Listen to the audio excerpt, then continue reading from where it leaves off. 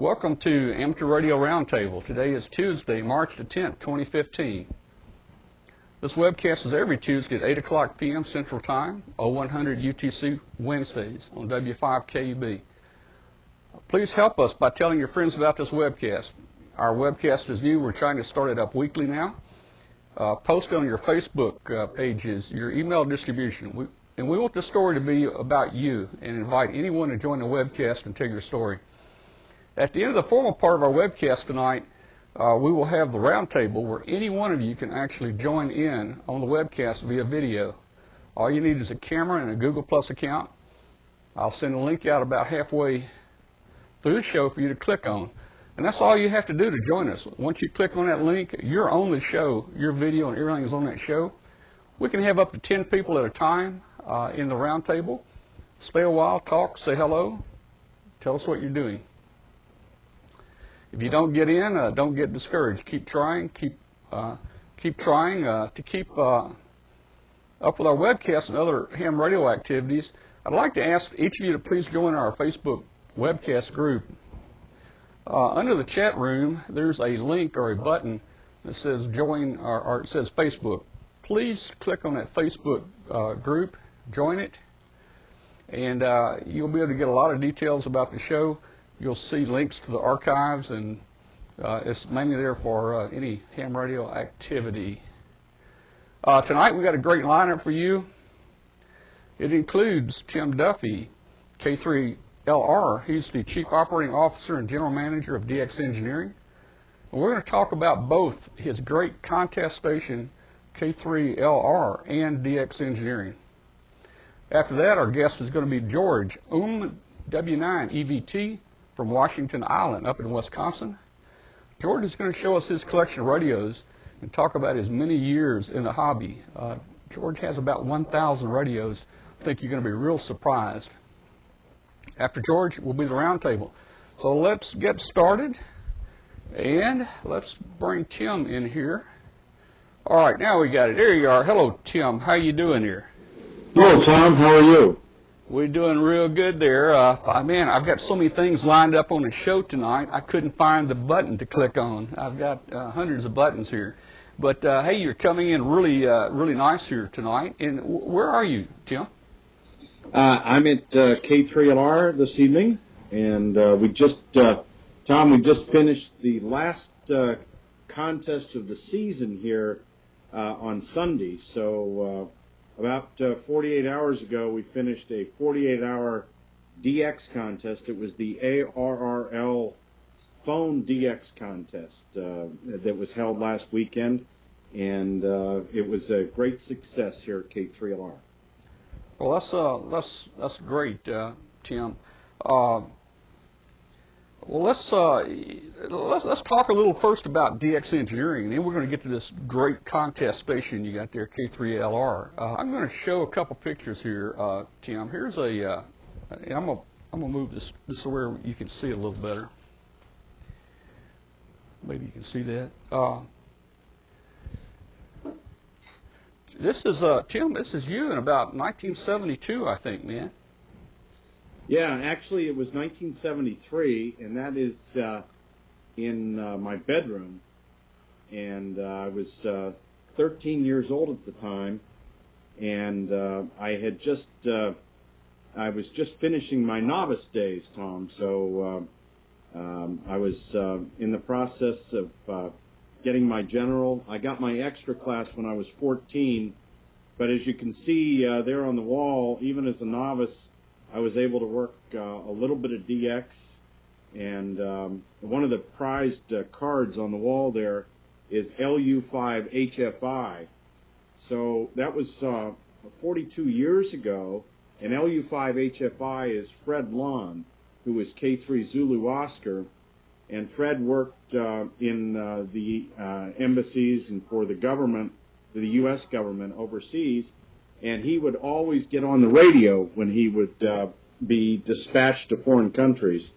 And now K3 Zulu Oscar is the ARRL 3rd Area QSL Bureau Manager, and we're still very good friends today. So amateur radio spans 4 decades of a QSO on 15 meters. That is that's cool there, and I can remember back those days. But I didn't work so much DX. Man, I mean, I can see now why you're with a company, DX Engineering, and you got the big station.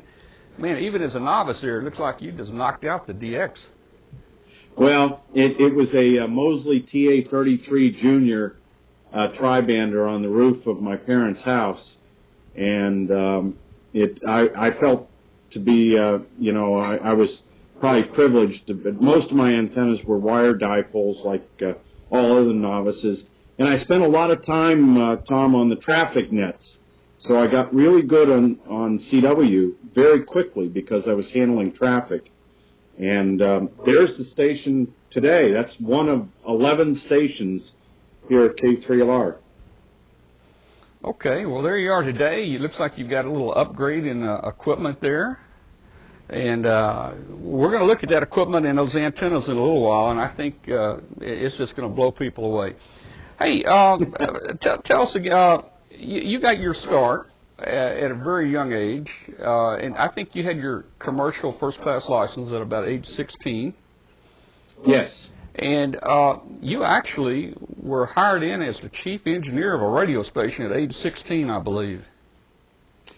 Yes, and I was scared to death because the only experience I had at that point was that I was an extra-class amateur radio license holder. I had the ink was still wet on that first-class commercial license, and I had built probably 8 or 9 Heath kits, and including amplifiers. So I had a little bit of experience, but I was a sophomore in high school, and the fellow that had to move out of the state, who was also a ham, recommended me for this job to be chief engineer of these an AM and an FM station in a small town just north of here in Greenville, Pennsylvania.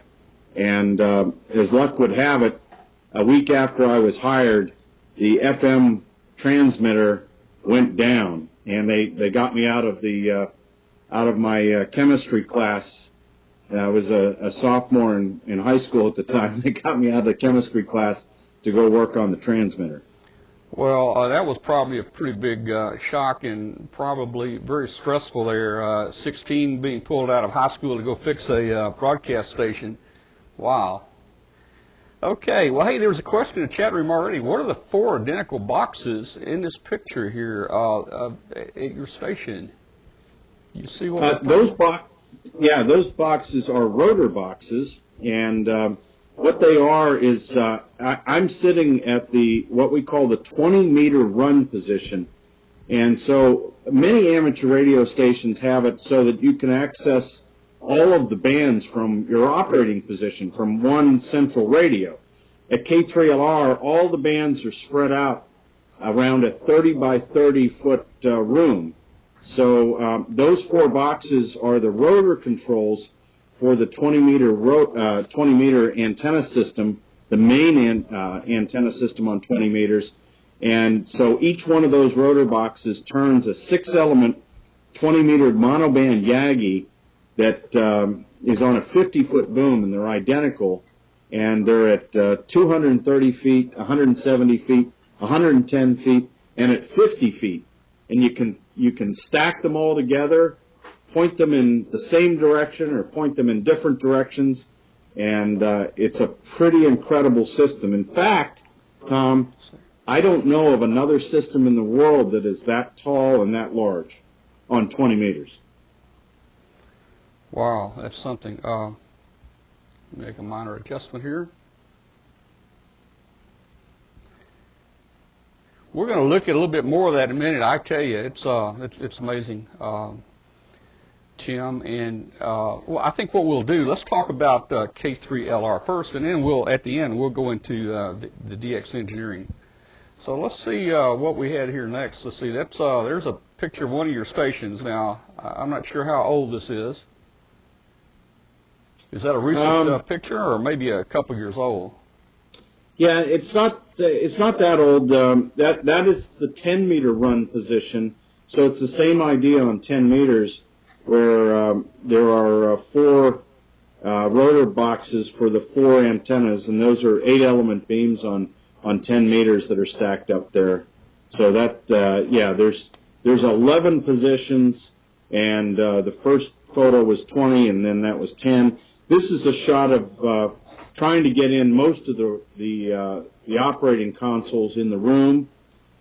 We can accommodate 11 operators at the same time. They all have their own radio, their own computer, their own microphone, and their own amplifier, and there are 11 antenna systems. So there's 2 antenna systems on 80 through 10 and 1 on 160. Now, you got quite a bit of area to spread those out. You've got about 11 acres of antennas out there, don't you? Yes, yeah, and just about all of the 11 acres is busy with antennas. Last count, it's something over 50 different antennas that are involved in the operations here. So it's a good number, and I got to tell you, Tom, it's a growing number. This summer we'll add some more. That's great. And you know, I know you live in an area where there's homes out there. There's houses and people live around you, and you would think they'd all be going crazy, but you know, the technology has changed so much that TVI is not like it used to be, is it? No, it isn't. And you know, I've been here for 28 years now, actually 29 years. And, you know, before the cable system got really good and satellite TV came around, you know, and there was a lot of wireline telephone, you know, during contest weekends, I call it the Meet a Neighbor program, because neighbors would come over and I would meet them. And, and they would tell me about various things that they were hearing me on. But, you know, and I work very close with them and work very hard to help mitigate all those interference issues. But I will tell you now that most people have cell phones in their home, and the cable system is very tight, so we don't get any complaints anymore. And I've been a very good neighbor. I really keep up with the lawn, and we have a shared burn pile, we have a shared compost pile, we have a dog walking track around the towers that the neighbors use. So it's all about being a good neighbor. Well, and that's the way you got to do it too. I remember at 16 years old, you know, worrying about TVI, and you know, if you get TVI, they'd call your parents, and you know, they'd yell at you. You know, you're on somebody's TV next door. But you know, we tried to be good neighbors, and I tried not to cause that, and we also tried to correct any interference we could. But hey, with the closed cable systems now, cell phones, it's really helped us hams out. Oh yeah. Let's look at a couple of antennas right here. I don't know how well this is showing, but this is showing a few of your towers. What's your tallest tower out there? Well, the tallest tower is the 40-meter tower, which is 260 feet tall, and it's got 3 4-element full-size 40-meter Yagis on it. Again, I don't know of another system, you know, in amateur radio that is that tall with that many Yagis on it on 40. And then there's towers for 160 has its own tower, and then of course 20, 15, and 10, and then there are 8 vertical towers that are used for 80 meters. I'm going to show a picture here. This is looking up through, I think this is this the 40-meter tower? Actually, that is the 20-meter tower. Oh. And on the 20-meter tower, there are antennas for other bands that are used on for the second stations on 80 meters, on 40 meters, and on 15 meters. So the 2 tallest towers have over 100 square feet of wind load of antennas on them. It's all properly engineered and properly guyed and professionally inspected every year. It's done the right way, Tom. Yeah, I can tell, and that's some pretty tall towers, 240 feet. You've got a lot of room to guy them on there. You got what did I say, 11 acres? Yes, it's 11 acres, and and they're guyed with fiberglass guy wire, so that keeps all the interaction down that you would have with guy wires. All right, here's a picture. It's a little hard to see. Is this the 40? I can't tell. Yeah, this was the 40-meter tower back in the early 90s.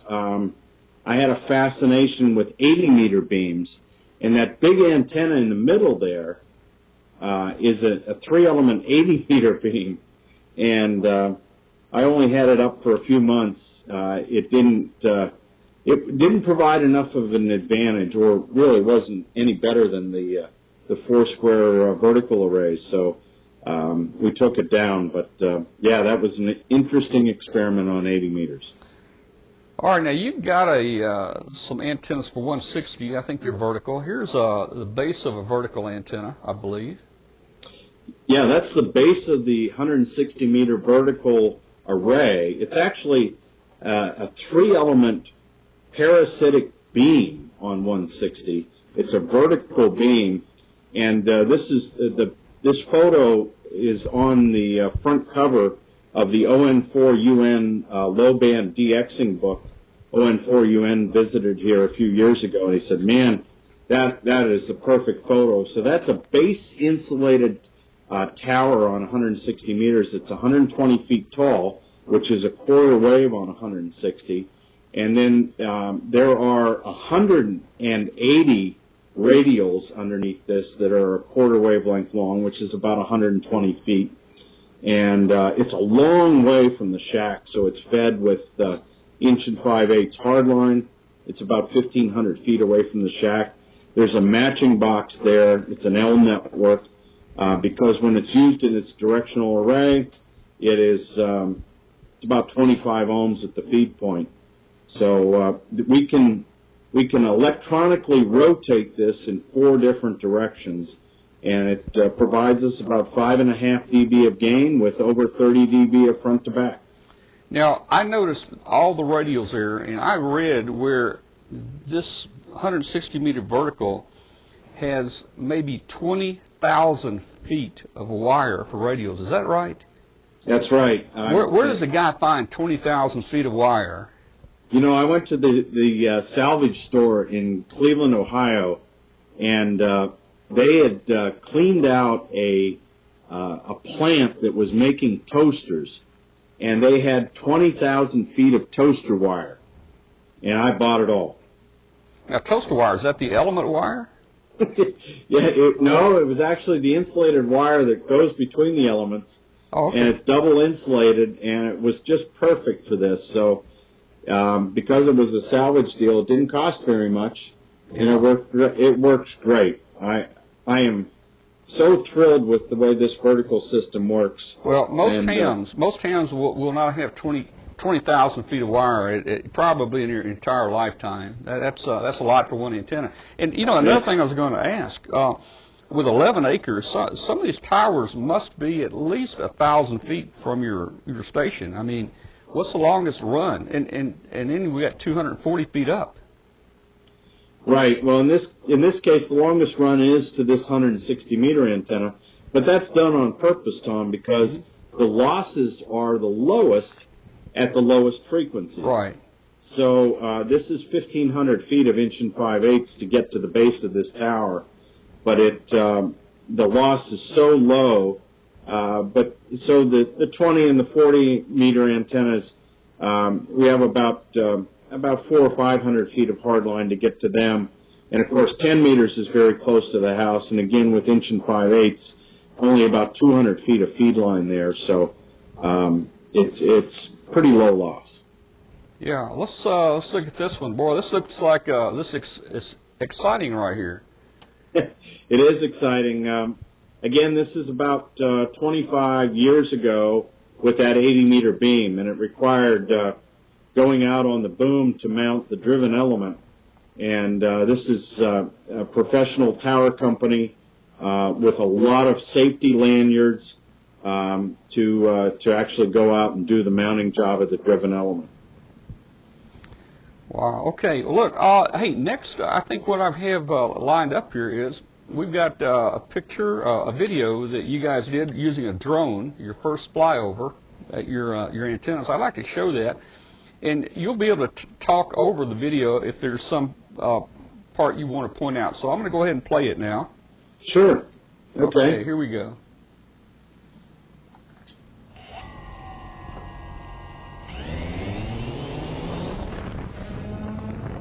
So what this is this is the Phantom drone, which is a quadcopter. That means it's got actually 4 helicopter propellers on it, and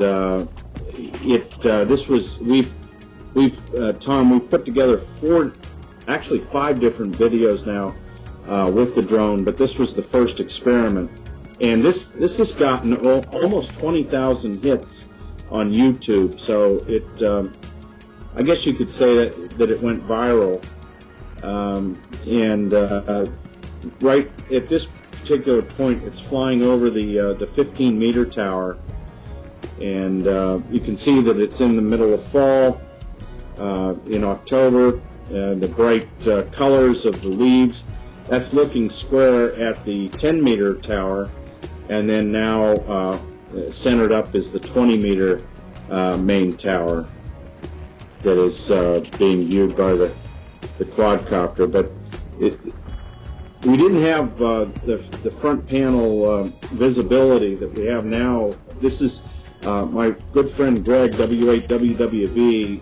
He's the quadcopter pilot and owner, and he takes us for a kind of a ride here that's coming up, where we're going to go to that tall 40-meter tower, and when we go past there, we're actually going to go right in between the top 10-meter beam and the top 40-meter beam, so close that you can see the bolts on the mounting plates on the 40-meter element. And it's sort of scary because this thing could have run into them. But we're getting ready to go right over the reflector of that top 40-meter beam. And we're only about 3 feet away from the antenna at this point, which is pretty scary stuff. I think I would have tried to land on that, on the end there. You know. The Eagle has landed. Yeah, so then he turns around and takes another look at that 40-meter tower, and that's one of the 4-element full-size antennas there. That's the middle antenna on the stack. And again, just a beautiful fall day, Tom, when we took this. Now he's up above the top of the 10-meter beam and heading back towards the house. There's limited battery life on these things, so you can't do too much. But as the videos went on, you know, the success of videos, you'll see that he actually got better at flying it, more stable. But this was the one that went viral and was very popular. I've seen this before myself, and it's beautiful video. Hey, what's in the little red buildings down there? Any ham equipment in the red buildings? Oh, absolutely, Tom. You know it. There's all the aluminum parts to make antennas and spare tower sections. And this house was built in 1865. It was a Civil War house, and I added on to it to put a ham shack in. And but there's the barn that is now the antenna storage for future antenna projects. But that's a good shot of the low 15-meter beam at 40 feet, and it's on a ring rotor, so that's 7 elements on 15 meters at 40 feet, and that's one of 4 antennas that we use on 15 meters for main 15-meter array. Last weekend, this past weekend, we made almost 2,500 QSOs on 15 meters, all DX stations with that antenna stack. There's Renee NZ9T has a question. What are the small things down below the antenna? I see a bunch of them dotting the area. Now, I didn't notice that. Small things below the antenna. It says dotting. I'm not sure. Dotting the. I don't know. Oh well. Ask them about lightning. Do you get a lot of lightning strikes? What have you done to mitigate that? We do get some lightning. But it's not real bad. I disconnect the antennas after the last contest in March, and they stay disconnected until October, so lightning doesn't bother us very much. Here we're going to land. Oh, yeah. And it doesn't crash. You did good there. Okay, I don't know if I missed any questions or not. Kathy, were you looking for questions? I think everybody's just amazed at what we saw there. Yeah, lightning would concern me with all that or aluminum up in the air there for sure at that height. I noticed you had lights on your antenna there. Is it a requirement to have lights, I guess, on anything over 200 feet, or how does that work? That's right. Anything over 200 feet, the towers have to be painted alternate orange and white, and they also have to be lit according to the FAA circular. So the towers are registered with the FCC and lit per the FAA specification. And then the lights are also monitored by a monitoring service 24 hours a day, 365 days a year, to make sure that they do come on and that there's no burned out bulbs and everything is on the up and up. Okay. Now, when you do a big contest, how many operators can you have there? Last weekend we had 14 operators manning 11 positions for 48 hours. All right. Well, I guess you have to feed them if they're going to be there that long. Y'all have some big cookouts there? We actually did, Tom. In fact, this past weekend was one of the best cookouts that we had. We brought in 2 additional folks. One was a ham, one was not a ham. They were actual chefs. So we had a head chef and a sous chef that kept us fed all weekend. Well, that's good. Hey, let's talk real quick about DX Engineering and what's going on with DX Engineering. You're the COO and the general manager of DX Engineering, if I got that right. That's right. It is a tremendous company. We're very lucky to serve amateur radio operators with their needs for high quality equipment. We have many of the top lines, ICOM, and in fact, we're going to make a big announcement tomorrow about a new line coming on. It'll be announced on Ham Nation tomorrow, so need to tune in for that. But we have all the popular equipment, and we ship super fast. Tom, we make some very cool things like balance. Yeah. Everybody needs a one-to-one balance. Yes. And we make some of the best antenna balance that you can find, all stainless steel, high-quality equipment that is used to make these. And, you were talking about lightning protection. We have some really good lightning ground bars to go with the polyphaser, a lot of grounding materials. So, really, if you need it for your ham shack, we've got it, and we'll get it to you quick. Well, and I think you guys ship, if an order's placed, you guys get it out that night, I believe. Is that correct?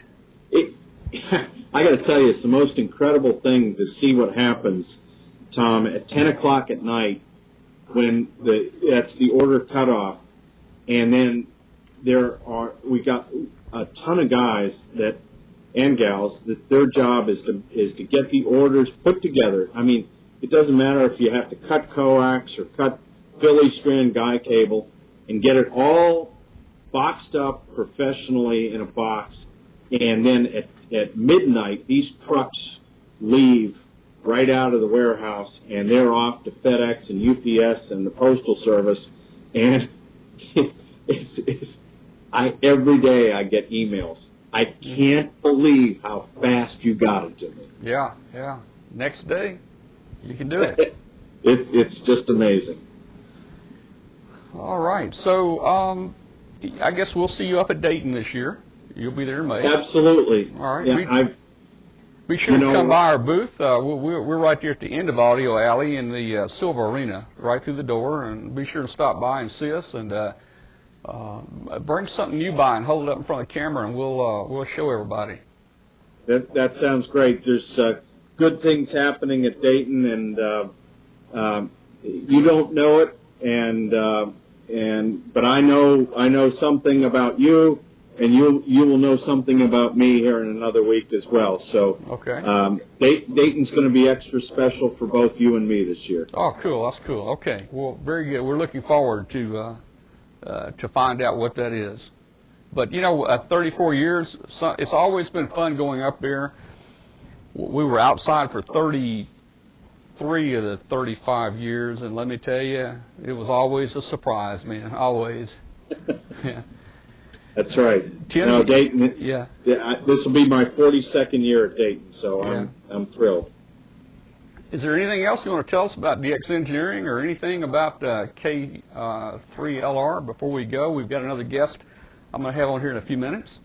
Just real quick, Tom, I'm very big on amateur radio clubs, and I know you are too, and I just want to continue to encourage all of the viewers to make sure that if you're not a member of your local club, that you get busy and get over there and join and participate and volunteer in your local amateur radio club. That's the backbone of amateur radio. That's the most important thing that you can do to sustain this hobby and to make sure that it lives on for years to come and it becomes a highlight in somebody else's life, just like it is for all of us that are on here on your show. So I encourage everybody to get out and become a part or become active in your local radio club. Well, just quickly, we'll take another 30 seconds here. KI8R is asking about Contest University. Yeah, Contest University started 9 years ago.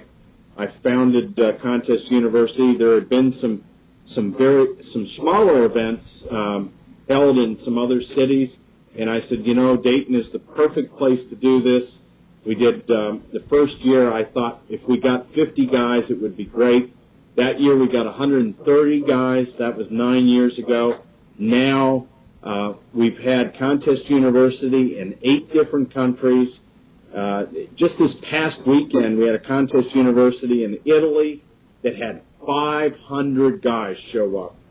And we'll have it in Dayton again this year, and there'll be over 250 people show up for Contest University.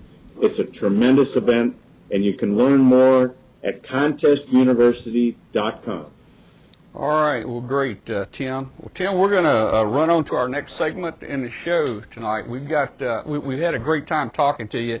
We're going to have you back on here again. There's just too much to talk about, okay? Okay, Tom. So we're going to go in just a second. We're going to go to George. George has a collection of over 1,000 radios. 73, Tim, and thanks so much for being on our show. 73, Tom. All right.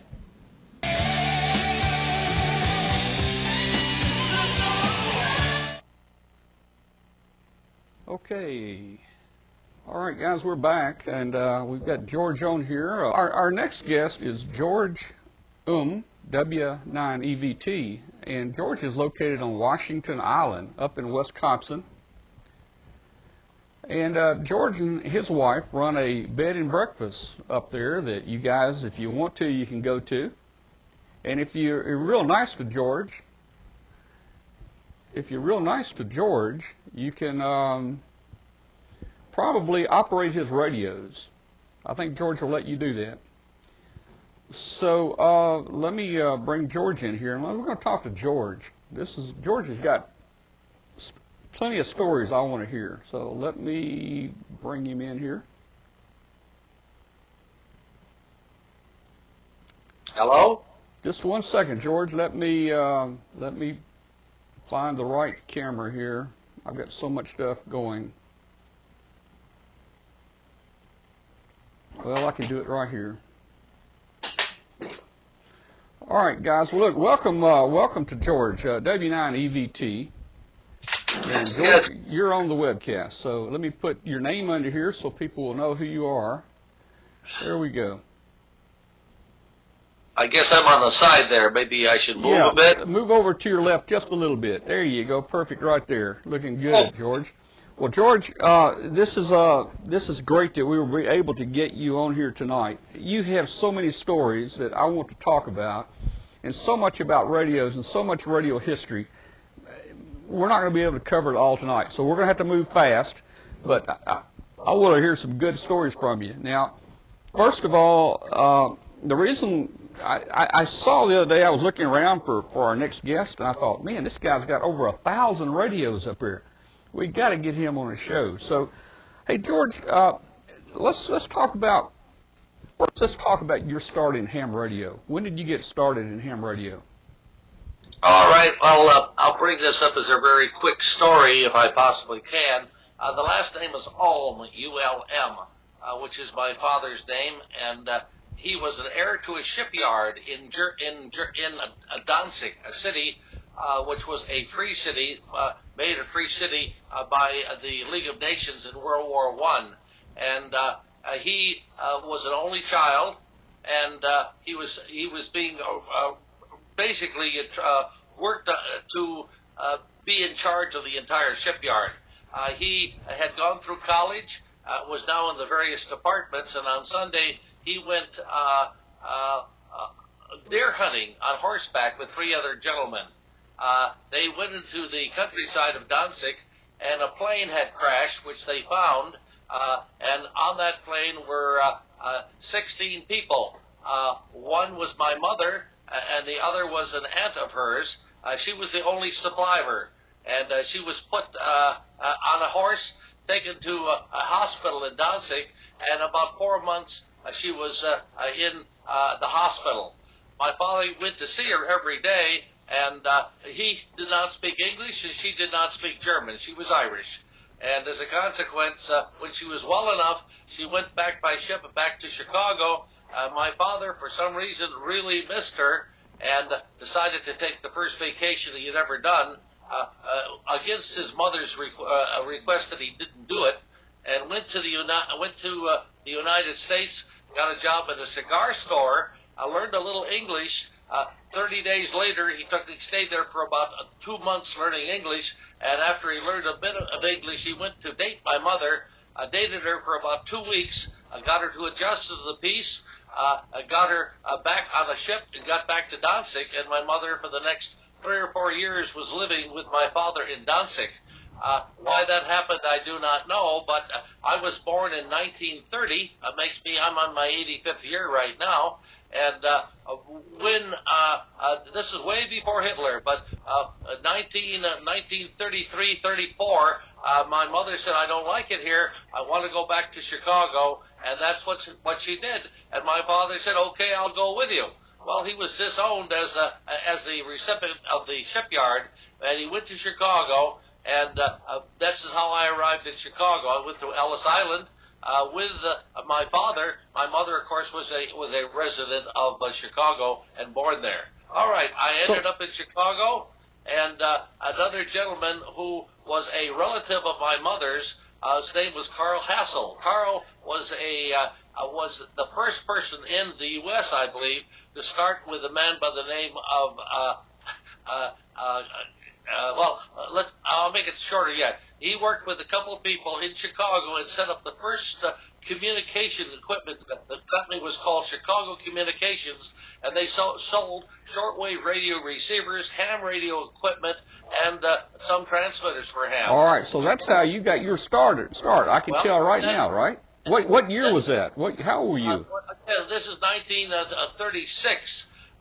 I basically, Carl, who was married to a lady that was related to my mother, he was talked into selling his company to a Cadillac car dealer, and basically he became the executive vice president of a new company called Zenith Radio.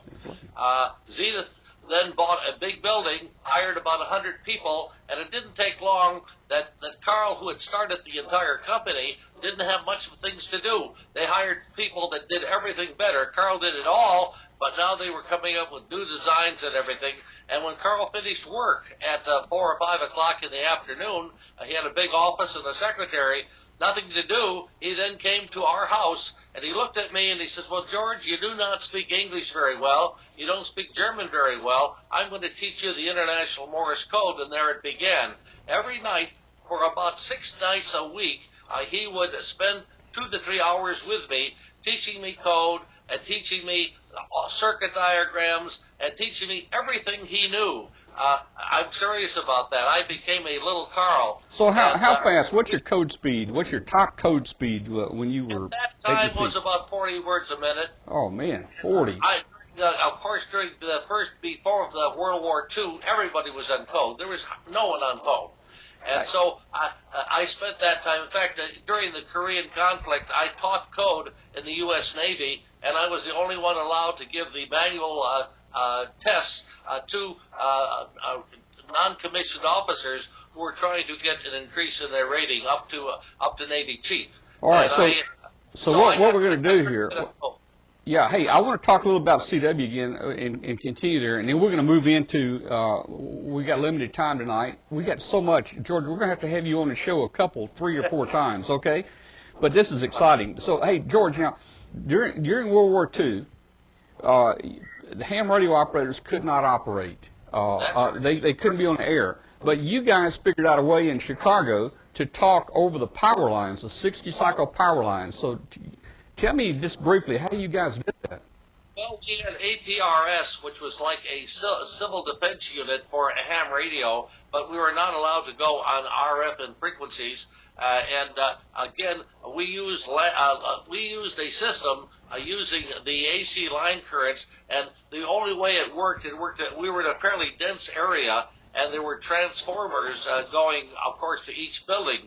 And normally, if it went through one transformer, it wouldn't go into the building. But we figured a way of being able to get a little bit further than a single transformer. So we had probably a range of about a half to a quarter of a mile. And between the people that I knew that were kids of my age, we were able to talk to each other on carrier current. This was not ham radio. So how old were you then? Talking. How old were you? How old? I would imagine 8, 9, 10. Oh, man. That's cool. Hey, George, I'm going to throw a picture up of you and your radio, because this picture here, we posted this on Facebook, and we have had hundreds and hundreds of people commenting on this. It's just unbelievable the things they're saying. They're saying all nice things about you. But, George, this is, tell us what we're looking at here.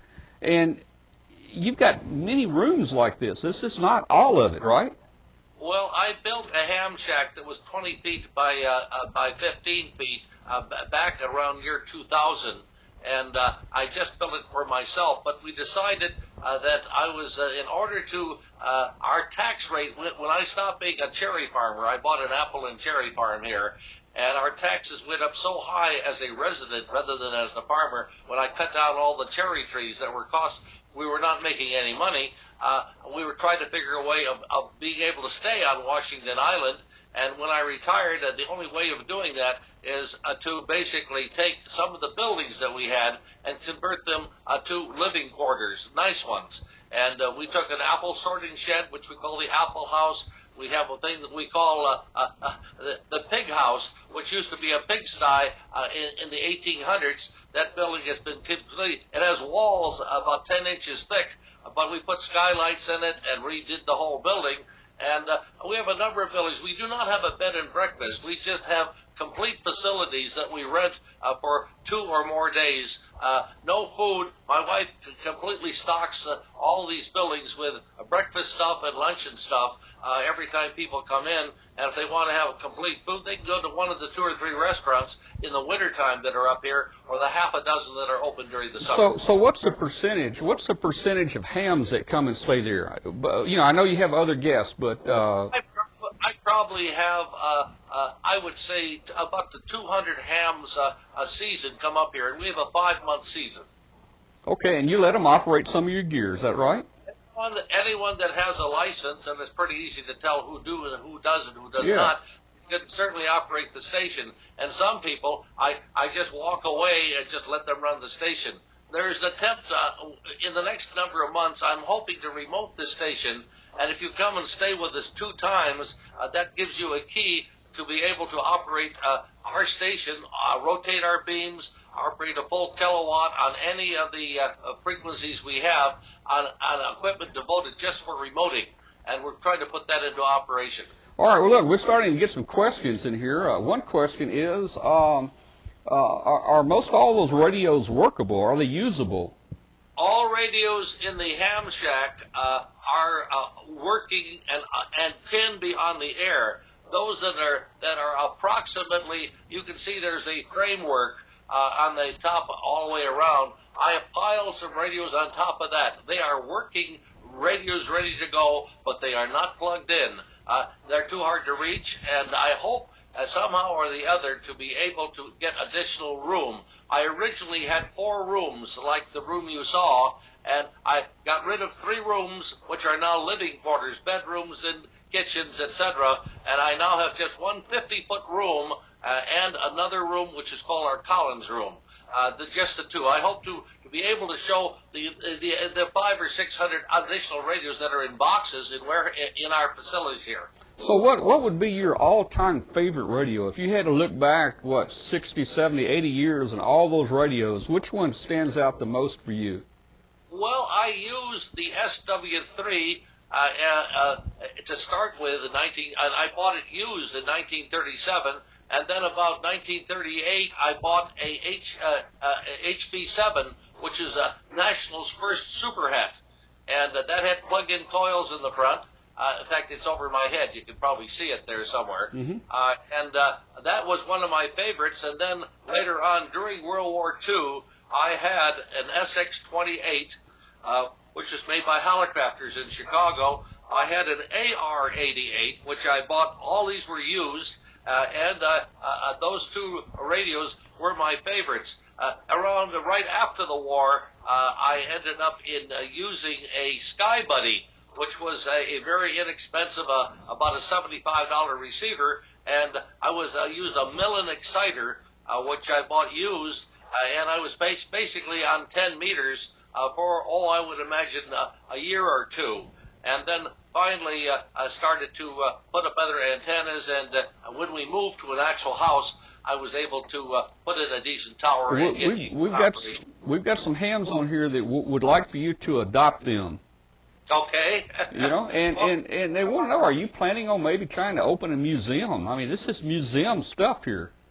Well, I'm in my mid-80s, and I've now for 3 or 4 years have been trying to find a home for my equipment here. ARRL,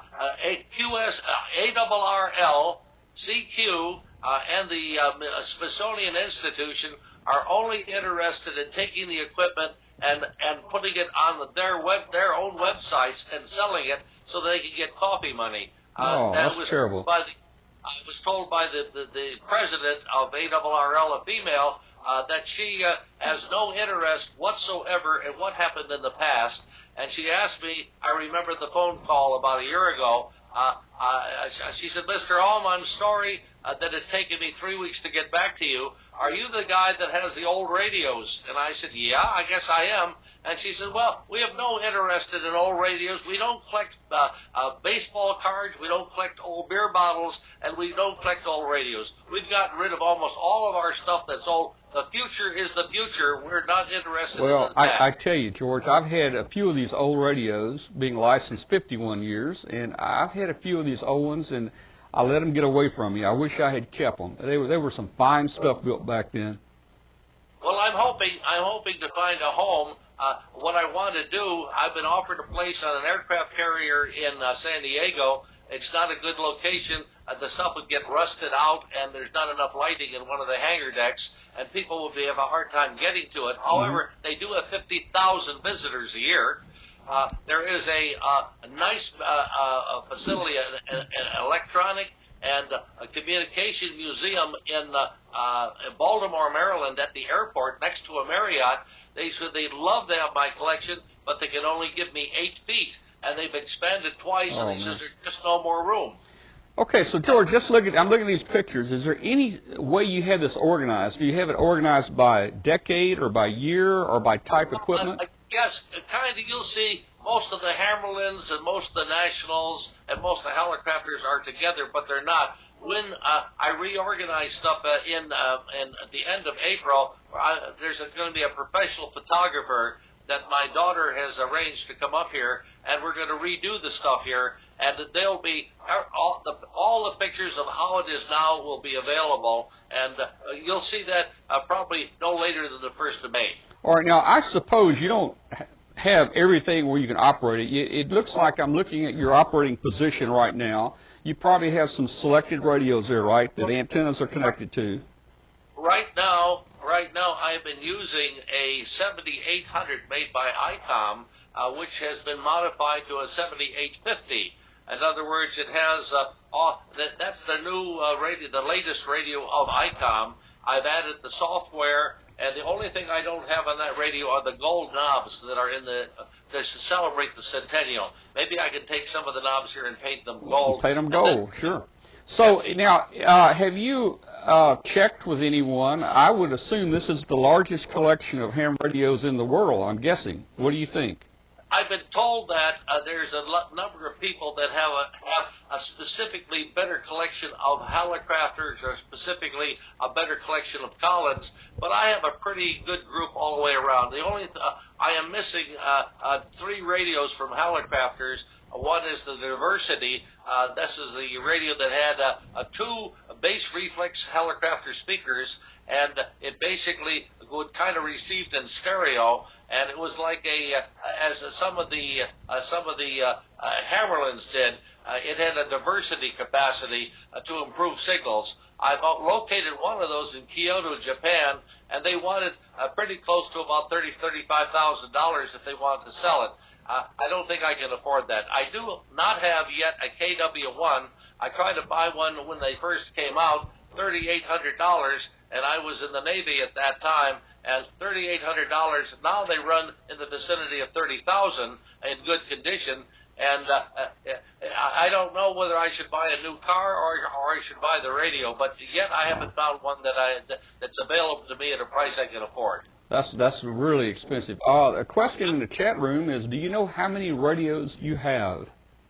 I have over 1,000, but on right now, visible on is about. I haven't really counted them. I think close to 500. Now, coming up on Sunday, this coming Sunday, I'll have the new Heberling. I think there's only 4 in the United States, and I think I'll have the only one that people can come up and use. That Heberling, runs about currently right now around $20,000, including import duties. I have the K3. I have the Yaesu 5000, and I have the Flex. All of those are operational, and just throwing a couple switches puts it on the air. All right, well, look, I'm moving. So that when they became available in surplus, it wasn't too difficult to get them on the air. All right, well, I see some radios in there that I'm familiar with, but there's a lot that I don't know about. When you talk about these radios here, down on the left end there's a little square one. I don't know what that is. Can you tell me? That is sitting on top of a Barclay Williamson linear, and that is the single sideband adapter that went with it at the time. Oh, okay. It's a full kilowatt. The interesting story on that is that there was a ham W9EVT in Highland Park, Illinois, and he was one of the top people on DXCC, and his name was Mike Hexter. And I was very young at the time, and I used to go over to his house with a bicycle and listen to him on all CW, working Tibet. I remember one night he worked 2 Tibet stations at one time. And he says, George, he says, you just got a car. He says, would you go down to Chicago and go to Newark or to Allied Radio and buy me enough parts for a power supply for this new Barclay Williamson kilowatt amplifier I bought? And I said, sure. Well, I did. I went down, but the amount of money he gave me to buy didn't quite do it. And I wasn't too happy with the parts. So I went to another place in Chicago called Mid-America, which were selling military surplus.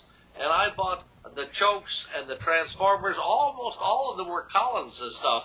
And I built a power supply like you've never seen for about half the money that he expected to spend. However, it weighed over 100 pounds. And, I tell you, some of those old power supplies back then, they were heavy, but it was a fantastic oil-filled condensers, wonderful transformers. And when I showed him the parts, he was mad at me. He says, you should have gotten smaller, cheaper stuff.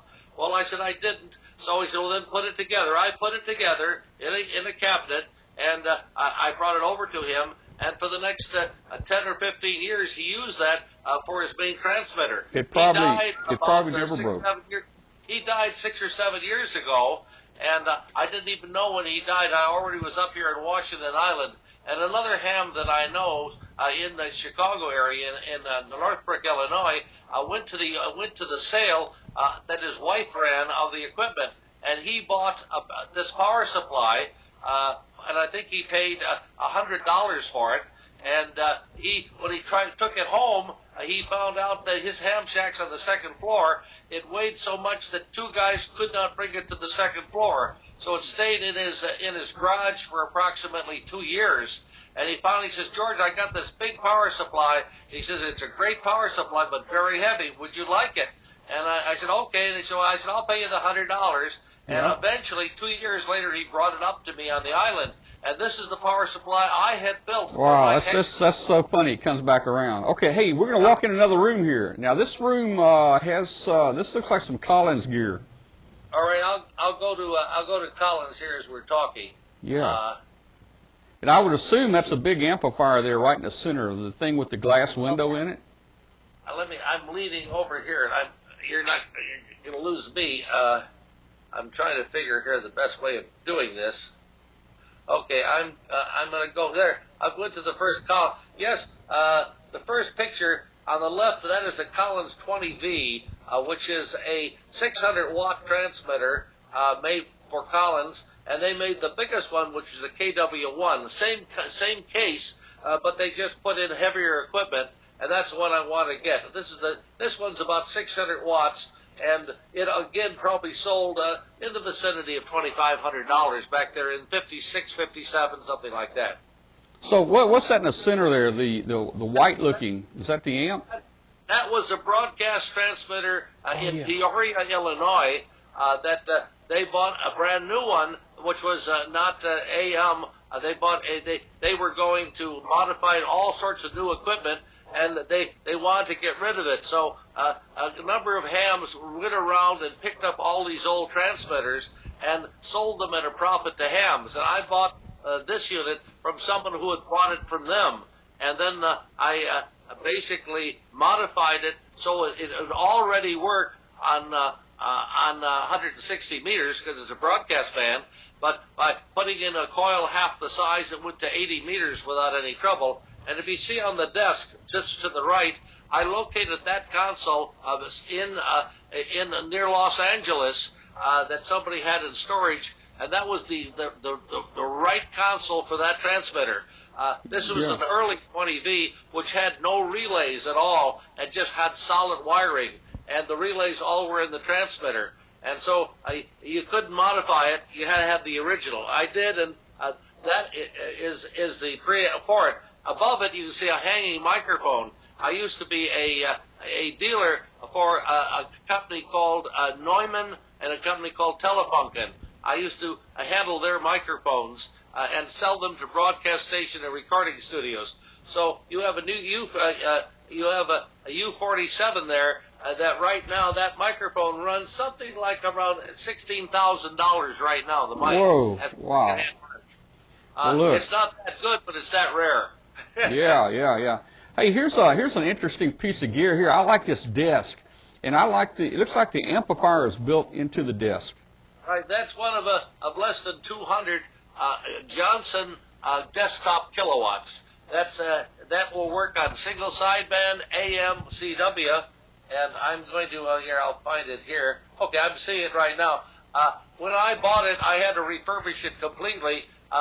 It's the same desk that Collins used to display almost all of their equipment. It's case steel, made in Michigan, and the gray color and the metal desk was used by Collins and later on used by Johnson for their equipment. Now, did you refurbish that desk yourself? Did you do the work to? I refurbished it, repainted it, got everything going. And on top of that desk, you can see that one. That is the exciter. Johnson never made a receiver. Johnson made only transmitters. and this is one of the transmitters that they recommended use for it. But I also put, which it can be used on it, the 380, which is the last piece of Collins transceiver that Collins made before they went out of the amateur radio business. Wow. Yeah, boy, that's beautiful. All right, here's this is the same room. We're looking back the other way. Let me get the next picture here. What is this stuff? This is okay. Those on the left-hand side is the Collins S line, which is all the equipment that was sold at Radio Hams. It was a lighter cabinet, and the design and the size of the cabinets were used by Heathkit and Hallicrafters later. They also thought it was a good idea after Collins used it. Okay. And that was all single sideband equipment. And then all the way down there, there are two of maybe the four that are left in the country of the KWT6s. The man who made single sideband, developed single sideband, was a Zenith Radio employee. That was a company that he created called Central Electronics. A man by the name of Wes Strum, who is he's a few years older than I am, and he is still alive. And once a year, people go down south to his place, and they have a convention. They show all the Central Electronics equipment. I remember the Central Electronic gear. Yeah, they have the 100 and the 200V, which you'll see in some of the actual equipment in the room. You can find it. But what happened was that Collins basically made the first commercial single sideband equipment for commercially, and the military decided. We were having at least 4 planes, 2 in the Atlantic and 2 in the Pacific, carrying atomic weapons that were constantly 24 hours a day in the air. When they landed, 2 planes would take off, and they were handling atomic weapons. Unfortunately, their transmitters in the planes, the big flying fortresses that they had, were only CW and AM.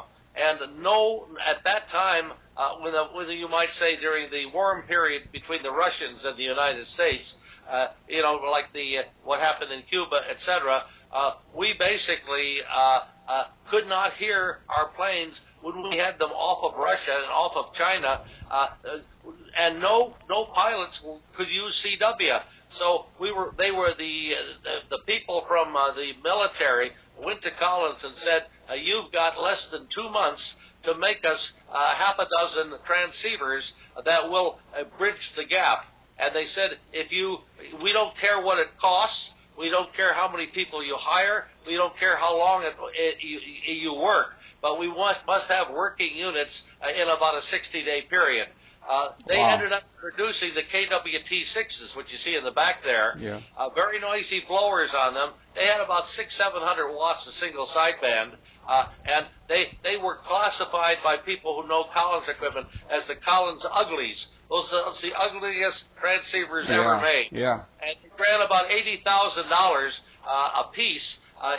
If they had their own time to develop it, they would have been pretty and a quarter the cost. Wow. Hey, George, now here's some receivers in a rack. I think I recognize the top one. It looks like an SP600. Now, I had one of those at one time. And there again, you're right at the hobby there. There's just below that is I think the best Hallicrafters receiver for 25 years, which was the SX28. Interesting, the SX28 is below that. The Hammerlin SB600 basically cost about $4,000 to $5,000 each. That's what the government paid for them. But even today, they are available for $300 or $400, and they're fantastically good equipment. Oh yeah, If you were a spy station and said, "Hey, I want the best receiver I could get," they would give you the choice of the Hammerlin SB600, or they had a Hallicrafters a receiver, which very few people knew that was the same price. And then they also had the Collins 390. And the Collins 390 were made by about, I think 35 different manufacturers. I've got one Collins 390 that was made by Helena Rubinstein that makes the cosmetics, and somebody painted it pink and put a lipstick dispenser on it. Oh, boy. The specs are all the same. It doesn't make who made it, but they came up with the Collins specs. Yeah. Hey, what are we looking at here? This looks like the military. You got a section on military radios? That whole row of stuff is primarily military equipment. As I said, during World War II and even Korea and Vietnam, all of this equipment was basically, particularly World War II, worked on amateur bands. So there is no problems. And I have equipment that was in the B-17s, the B-19s, B-36s, and I have right now I think there are 2 B-17s still flying. They're using my equipment that I loaned them, and they say that the plane doesn't crash when they stop flying it. They're going to return my electronics. Well, I hope so there. All right, what is this? What are we looking at here? This is, it looks familiar, the dial. It gives it away to me. Oh, that's national. National. I told you the first radio that I ever had was a national SW3. Then I went to the first Super Het. If you looked basically at the first pictures we saw, I also have on that first Super Het because of my friend Carl Hassel's fame. I called up National one day in about in the early right after World War II, and I said, I've been told that you're going to come out with a receiver that has an S meter, because none of them had it before that. And he said, yes. He says, I got a couple of prototypes here, and we're considering putting it in our future transceivers. And then he said, oh, I know who you are. You are a friend of Carl Hassel. I said, yeah. He said, I'm going to send you one. And so he sent me one. It's in a wooden box that they made and painted, and it is the first commercial S meter, I think, that ever existed. And I don't know what its value is. It plugs right into some of the earlier National receivers, but it was the first S meter I think that National ever produced. Okay, let's move on now. Here, this is similar. This looks similar to one we looked at earlier. The big amp in the center. Different view. Oh, okay, different view. I got you. And, okay. And some of the equipment is a little bit different. Go to a different picture. Okay. Okay. Oh, this is I guess Collins again.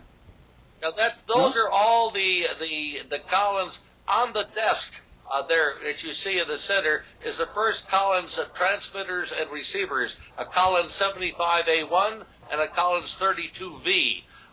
They ran about $1,000 each. Or a little bit over, and when you bought that, you were really buying the super Cadillac of the ham radio group. If you had the 32V and the 75A1, you had the best equipment that could be bought, and it was acknowledged so by the radio world. Yeah. All right, what are we looking at here? This is KW... well, there's another, that all is the S-line over there. The S-line, that's the S-line, okay. The S-line. Okay. And there are about 7 different pieces in the S-line. All right, now this looks kind of interesting here. You get it stacked up. Well, that's, as I say, the two on the left, those are the KWT6s I was talking about. Oh, okay. They were given 60 days to make. Oh, that's the ones that were made in 60 days, man.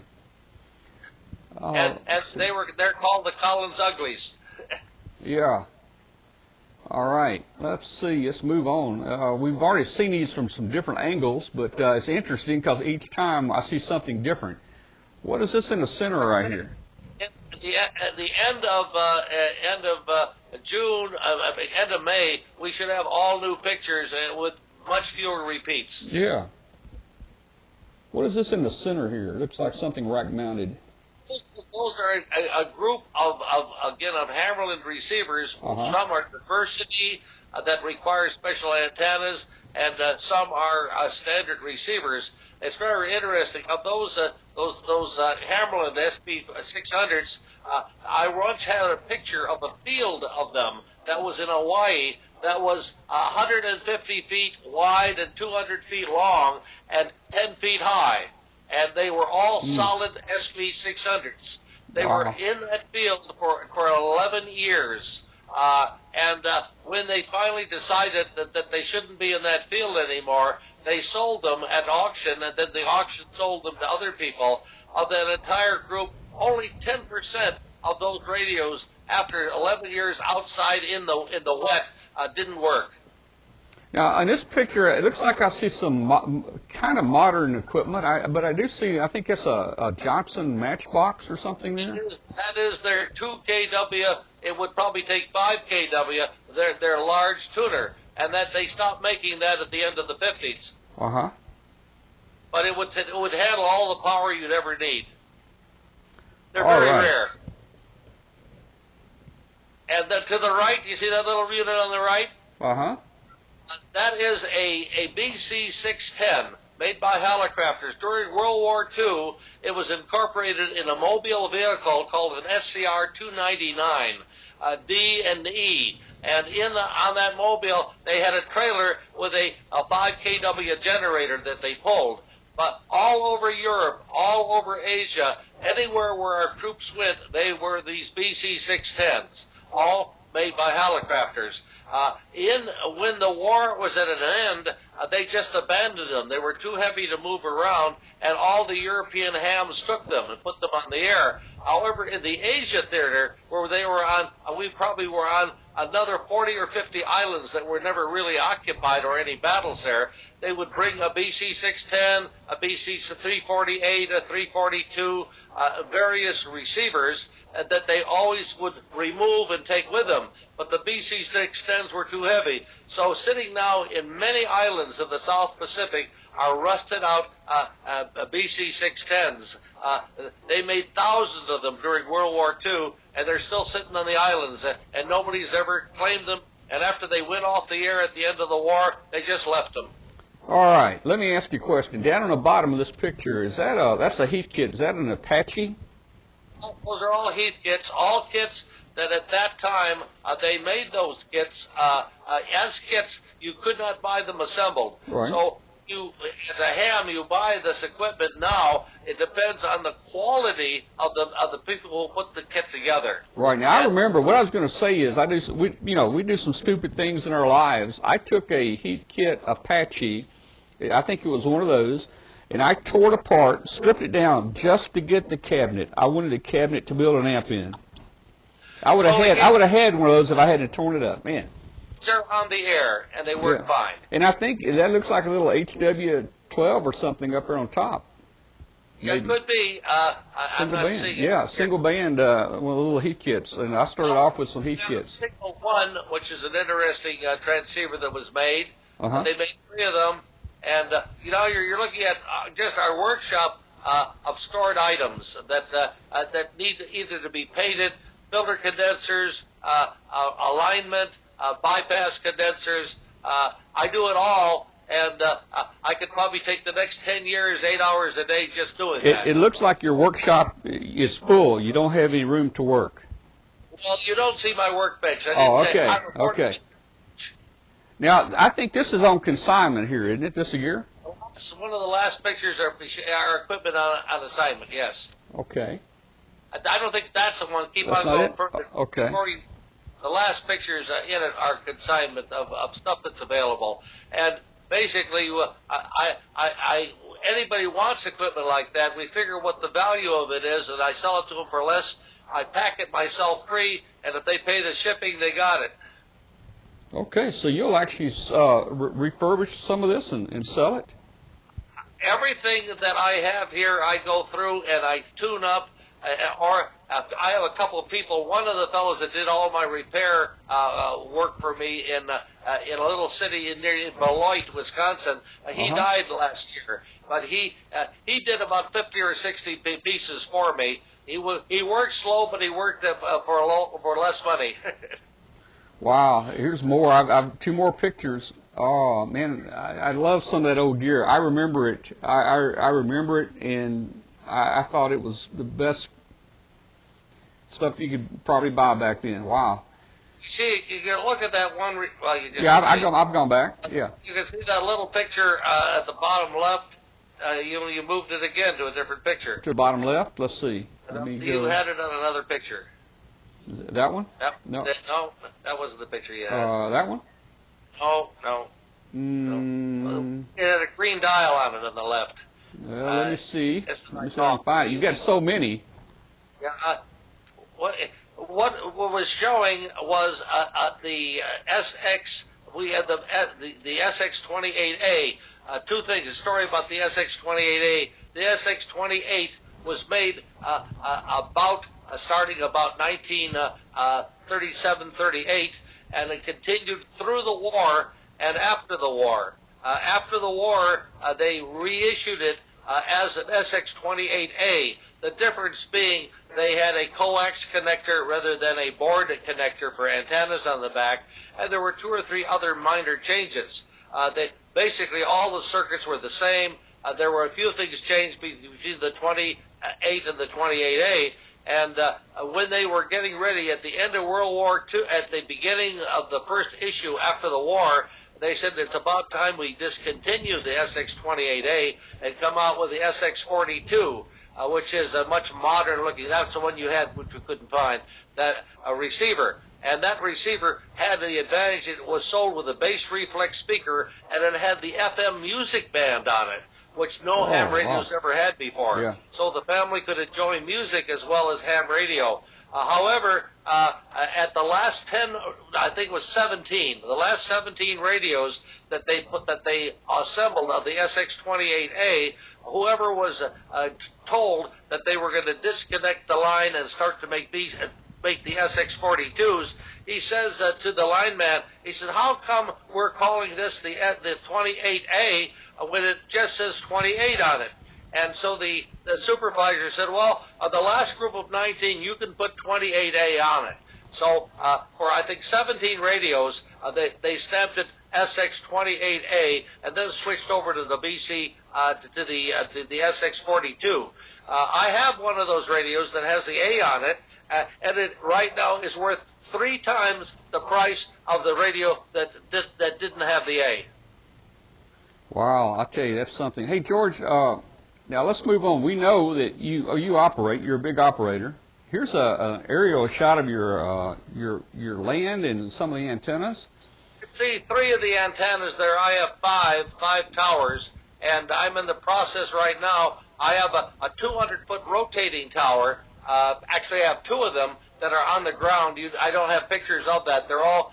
I've had them for a few years now, and as a consequence, I've hesitated to put it up because a friend of mine, there's only two organizations in the United States that work on and put up 200-foot rotating towers. One is in near Washington State, and the other one is in Maine. I've had the people who do that come to. I paid for their air transportation here and got quotes on putting up the 200-foot rotating towers, which I had to do all the concrete work of putting in the I-beams that will hold the guy lines. And we're talking about $35,000 just to put the antennas on, not the price of the antennas, but to put the antennas up and to put the tower up. And I had a friend of mine who has one of those 200-foot in Gary, Indiana, and I used to talk to him every day. And he said he averages 2 service calls a year, and a service call is about $11,000 because he flies in, sees the problem, and then they dispatch a truck from Maine with 3 guys in the truck, and they come and they get up on the tower, they replace the antenna, they re-weld it, they fix it, and those costs are averages about $9,000 to $11,000 to do your repair. Yes, 2 of those repairs averages a year, and it takes almost 90 days to schedule it, because when the guy comes out, he tries to do other jobs en route. When I saw all of this, I decided not to put it up. I'm still probably putting up a rhombic, a 1,500-foot rhombic antenna on 20 meters, and I'm going to use some of the tower sections to put that up. And it will be on basically in Northern Europe. I was hoping the reverse of that rhombic, when I reversed it, would be on Northern Europe. It's not. It goes over into Russia and to Western Poland, etc. And there's no way I could get that same rhombic to reverse on New Zealand. I talk daily to friends in New Zealand, and I was hoping that I could use it, the reverse New Zealand and the other side Europe, but I'm still trying to work on the problem. Well, George, there's a question in the chat room. Do you have any vacancies this summer? We do, but then if you look on the website, the telephone number 920-847-2502 is my good wife.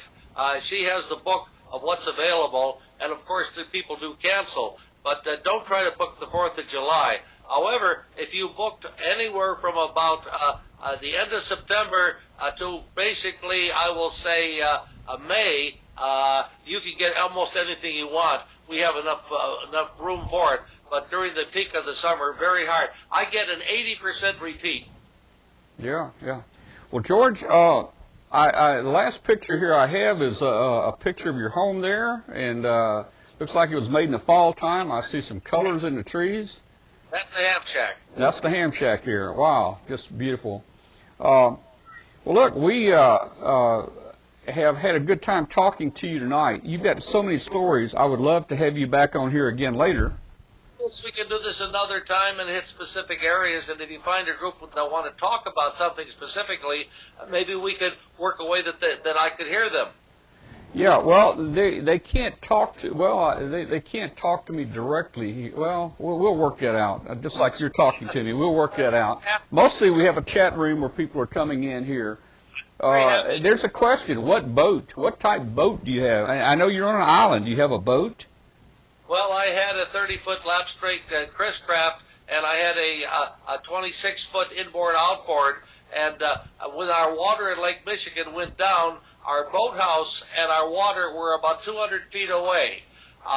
Now the water is increased. We've done dredging. Our ferries worked again, and we could do it again. I managed to take the two boats that stayed in that boathouse for about 8 years.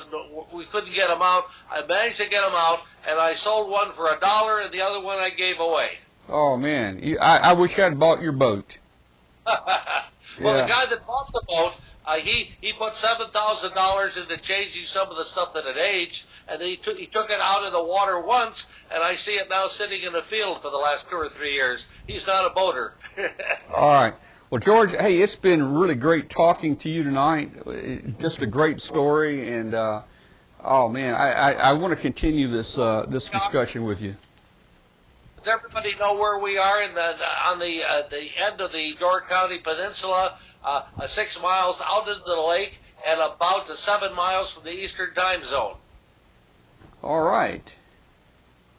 So, George, thank you again very much for all the great history and showing us your collection of radios. And we're going to get back with you again real soon, okay? And hey, George, I'll send you an email or call you. We will this webcast we're recording it, so after we do a little editing, you'll be able to watch it, okay? Okay, fine. And I say if you get a bunch of questions or a group that have specific things, we can run something just for them. Okay. Well, thank you very much, and we will talk to you later. It's been my pleasure. Mine too. Thank you. Okay. Well, that was a nice visit with George there. Okay, well, normally we had planned Glenn Popel, KW5GP, author of the book that was recently published by the ARL, Arduino for Ham Radio. We're going to have him on the show, but we've run out of time this week, and Glenn says that'll give him time to plan for next week. So we'll have Glenn on next week. I'm sure Glenn's been in the chat room there, and he's going to join us in the roundtable video. If you guys have any questions, you'll be able to ask Glenn. Hey, I got a quick announcement for everybody. Look at this. Man, this just was released, I think, today. This is cool. Activation of North Korea on February let's see, today they can reveal the entity is North Korea. So we knew there was a new DX place coming. We just didn't know where it was. But it was just announced, just within hours, that North Korea now is going to have a station owned. It's going to be 3Z9 DX. And they're working with the authorities right now to a final meeting to discuss the rules and how they're going to do this. This meeting is going to take place in December, and hopefully this will be activated for January and February 2016. According to the telecom group there, they will be permitted only 3 bands, 20, 15, and 10, likely using a multi-band vertical from a secure place. And they're going to have 2 government supervisors watching over them to see what they're going to say. So it's going to be censored, and I don't guess they trust them. It's only going to last for 5 days. So we're looking at, and it's going to be mostly sideband. They're trying to see if they can allow CW. Of course, if they allowed CW, I guess the supervisors looking over them probably wouldn't know what they're saying. So I would guess that CW is going to be out. So it looks like they're trying to have this DX station operating in North Korea in January or February this coming year. Okay, so let's see what we got left. We need pictures. We're running late. We're not going to have the vintage old timer show tonight. I think we already had that. We had a picture of Tim when he was in 1972, and we had all the vintage radios from George. We're always looking for interesting segments to have on our show. If you'd like to be on the show, send me an email. Anything like DX, digital modes, moonbound, satellite, home brewing. And please join our Facebook webcast group. There's a button below the chat room where you can join our Facebook group. That will help a whole lot to keep you updated, and you'll see the links for the recordings. So it's now time for us to go into our roundtable. I think Kathy did a couple polls tonight. Did you do 2 or just 1? You did a couple polls tonight. So it'd be interesting what kind of information we get back from you. We'll try to share the outcome of those polls with you next week. But it's now time for our roundtable, where anybody can join our webcast by putting your video on the webcast.